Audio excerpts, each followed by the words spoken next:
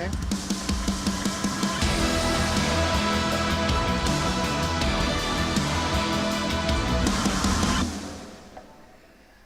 Welcome.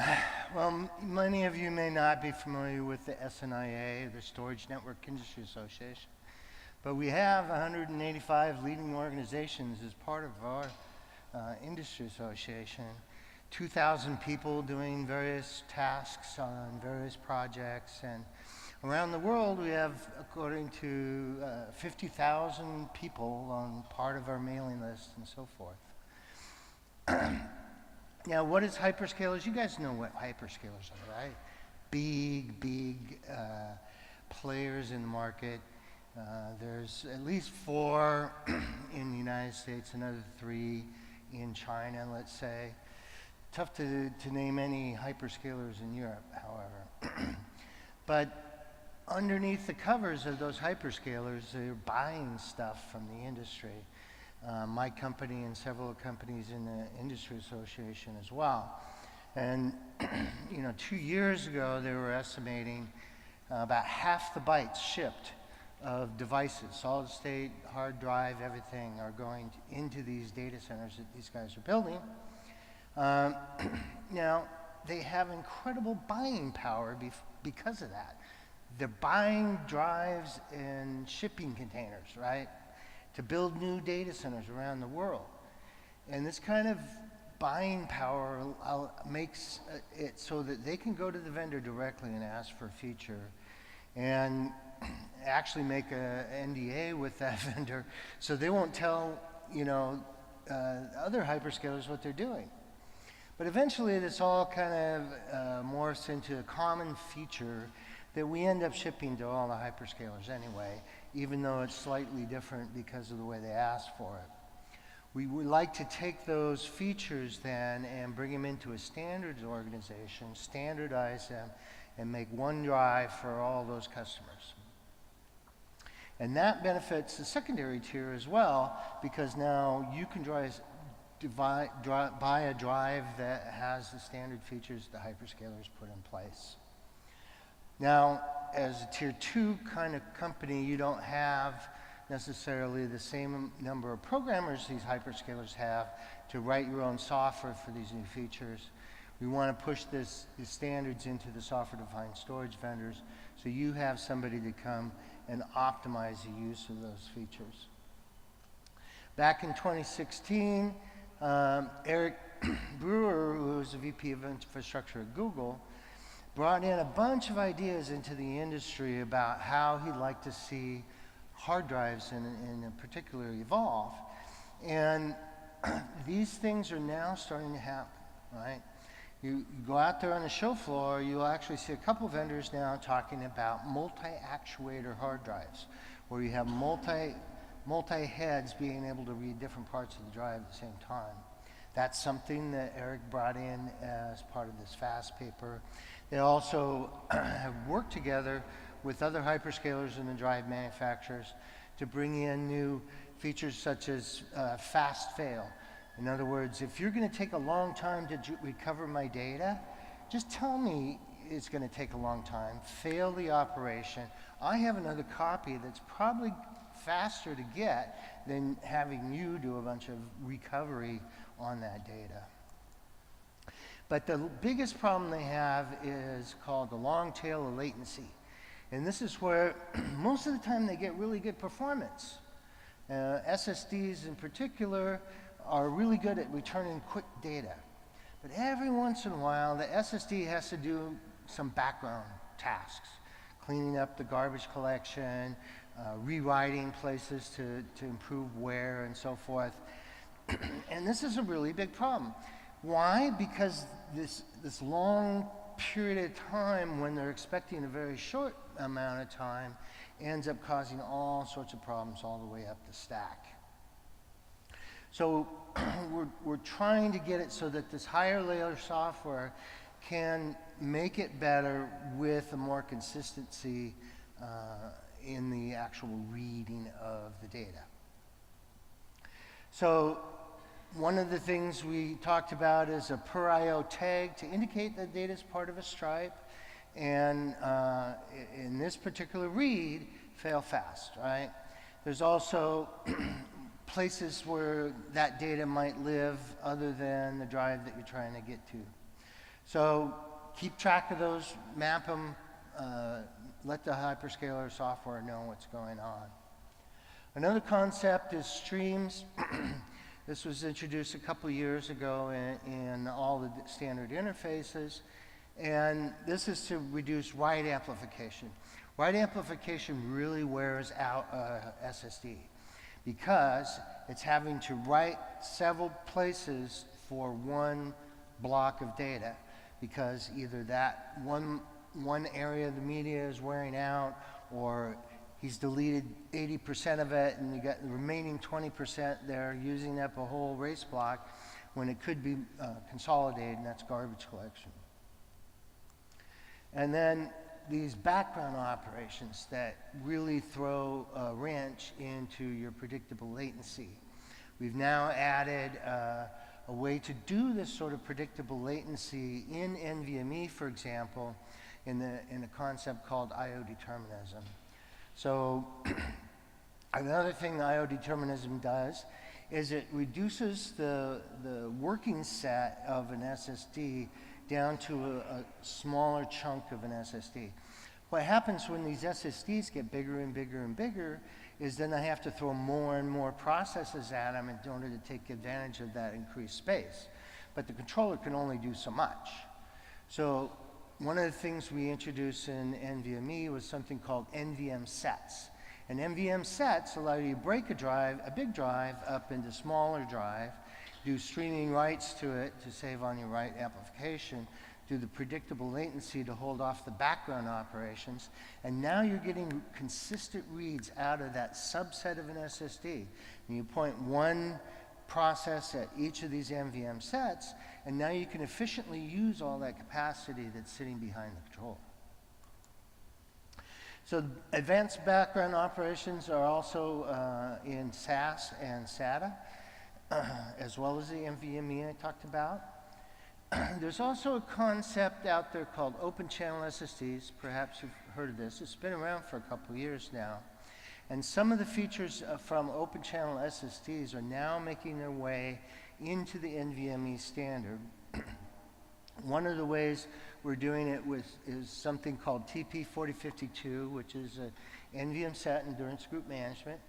And this allows you to go down to each piece of media, or a representation of each piece of media in the drive, and the host can come in and say what he wants to do that. Maybe he wants a namespace on each piece of media.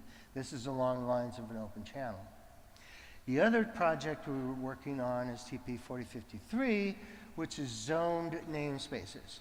Perhaps you've heard of zoned interfaces in T10 and T3 and SAS and SATA, because this was used for what's called shingled hard drives, where you're actually writing so close together on the tracks, you're able to pack about 20% more data on the same media by shingling it. But since you have to start over from the beginning and write all the way to the end each time one of those zones, you actually divvy up the drive into several different zones. And so you're only rewriting one zone at a time.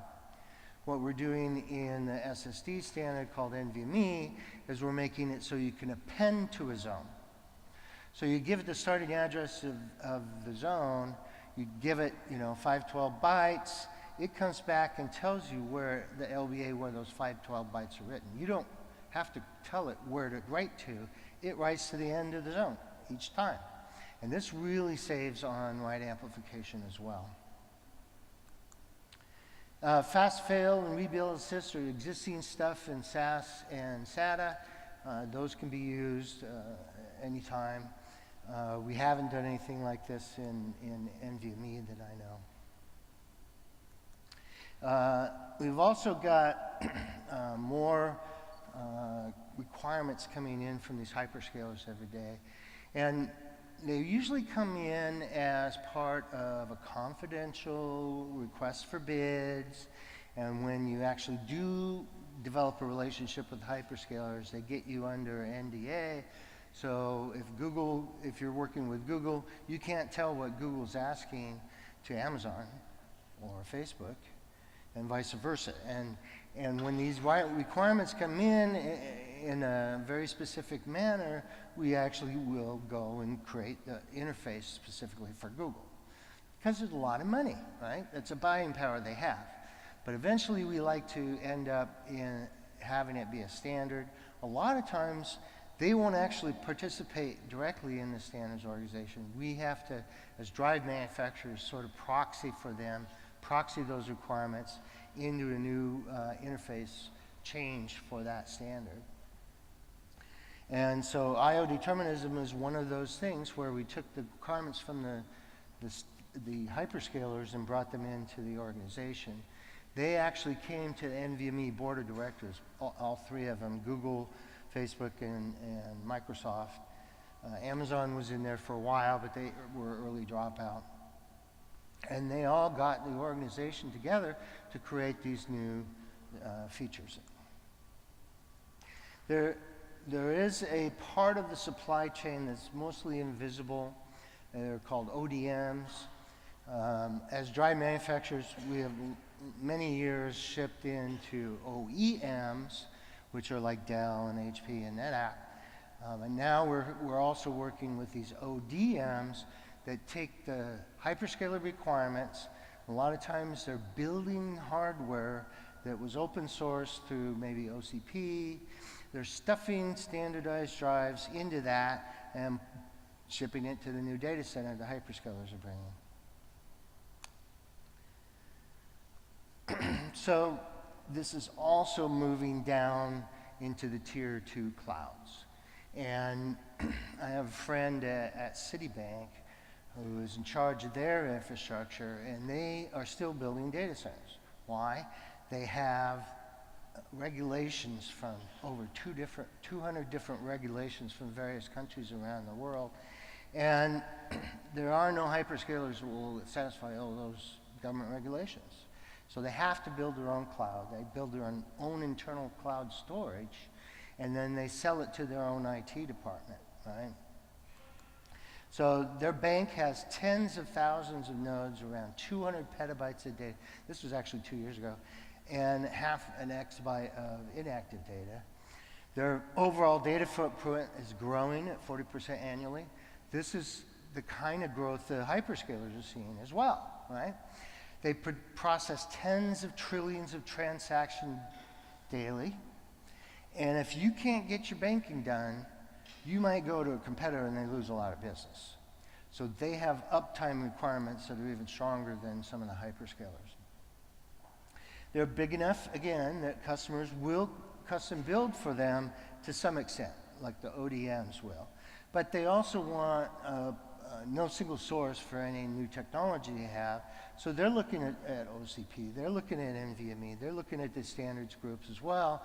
That lowers their costs because they have multiple vendors that can provide them the same thing. They use software-defined storage with this best-in-class commodity hardware. They basically create their own internal private cloud. And those customer-facing services are what their internal programmers and DevOps folks see. They license their SCS from a major vendor. It's a basic site license for all their data centers. And they're training up their staff to do this new way of thinking when they build out their infrastructures. Instead of everything being done by the OEM, like Dell or HP, they're now training their own staff to use things like open source SDS, deploying it against very cheap, very commodity kind of hardware. They're looking at things like SAF and NVMe for SSD interfaces in the future. So, in summary, there's increased attention to the fastest growing hyperscale storage market. Drive vendors, I tell you, are very interested in this market. SDS vendors would like to sell to the tier 2 folks.